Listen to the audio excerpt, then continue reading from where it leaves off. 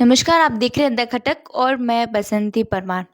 जोधपुर में एक ऐसी सनसनीखेज खबर सामने आई जो हर किसी को साइबर ठगी के प्रति सावधान होने का संदेश देती है। आज हम बात कर रहे हैं एक ऐसे मामले की जहां लालच ने एक 20 साल के युवक को सलाखों के पीछे पहुंचा दिया। युवक जिसने लालच में आकर अपना बैंक खाता साइबर ठगों को सौंप दिया और अनजाने में एक बड़े अपराध का शिकार बन गया। जोधपुर की बासनी थाना पुलिस ने साइबर अपराधियों के खिलाफ चलाए जा रहे विशेष अभियान के तहत इस युवक को गिरफ्तार कर लिया, जिसके खाते से 8,46,684 रुपए की ठगी का खुलासा हुआ।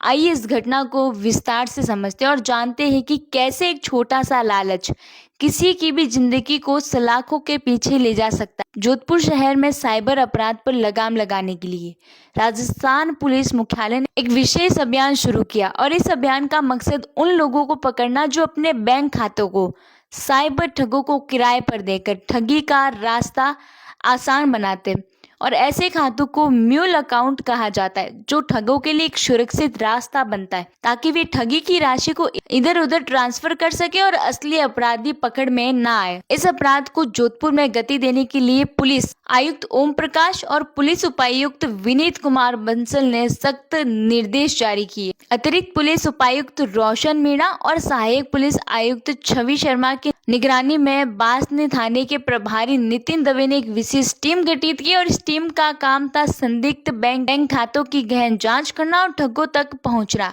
पुलिस की ये कार्रवाई भारतीय साइबर अपराध समन्वय केंद्र के सहयोग से हो रही है, जो रिजर्व बैंक ऑफ इंडिया और दूरसंचार विभाग के साथ मिलकर देश में साइबर अपराधियों का विश्लेषण करता है। इस केंद्र ने संदिग्ध बैंक खातों की एक सूची तैयार की, जिसमें उन खातों का जिक्र था जो साइबर ठगी में शामिल हो रहे थे। बासनी थाना क्षेत्र के बैंकों से मिले ऐसे ही संदिग्ध खातों की जांच के दौरान एक नाम सामने आया, जो गोविंद गौड़, जो 20 साल का युवक है और जोधपुर के शंकर नगर सांगरिया का रहने वाला है। गोविंद का खाता HDFC बैंक की सांगरिया शाखा में था और इस खाते में पिछले 1.5 महीने में लाखों रुपए के लेन देन का पता चला। जब पुलिस ने इस खाते को साइबर पोर्टल पर जांचा तो चौंकाने वाली सच्चाई सामने आई। गोविंद के खाते से जुड़ी देश के अलग अलग राज्यों के 9 पुलिस थानों में शिकायतें दर्ज थी और इन 9 शिकायतों के अनुसार इन खातों में 8 लाख से अधिक की ठगी की राशि जो ट्रांसफर की गई थी। और इतना ही नहीं, एक शिकायत में तो करीबन 1 करोड़ से भी अधिक की ठगी का मामला भी सामने आया, जिसका कुछ हिस्सा गोविंद के खाते में पहुंचा था। पुलिस ने गोविंद को 25 सितंबर को उसके घर से दबिश देकर गिरफ्तार कर लिया था और पूछताछ में उसने कबूल किया कि कुछ रुपए के लालच में युवक ने अपना बैंक खाता, मोबाइल सिम और खाते का एक्सेस जो साइबर ठगों को सौंप दिया। गोविंद ने बताया कि उसने ठगी को अपना खाता इसलिए दिया क्योंकि उसे लगा था कि वे आसान तरीके से पैसा कमा सकता है, लेकिन उसे नहीं पता था कि वो एक बड़े अपराध का हिस्सा बन रहा है। ठगों ने उसके खातों को म्यूल अकाउंट के रूप में इस्तेमाल किया, जिससे ठगी की राशि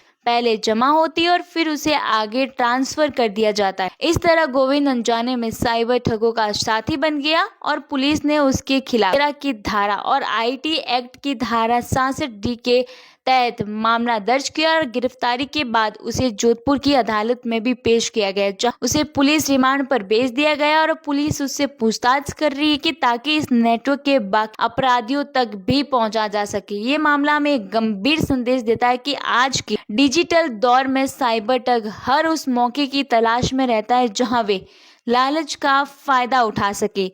गोविंद जैसे ऐसे कई युवा छोटे मोटे फायदों के चक्कर में फंस जाते हैं और अनजाने में एक अपराध का हिस्सा बन जाता है।